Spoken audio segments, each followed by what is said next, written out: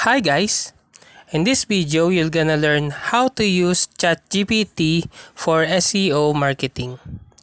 So first you need to tap your browser and then type chat.openai.com and then log into your account.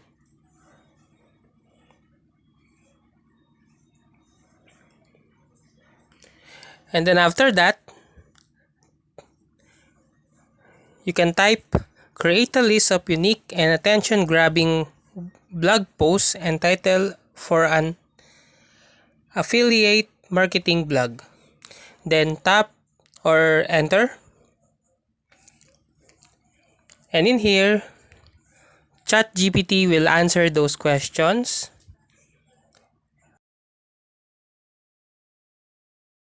And you can use it now to your SEO marketing.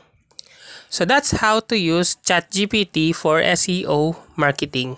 If you like this video, please click the subscribe button and click the bell icon to notify you to our next tutorial.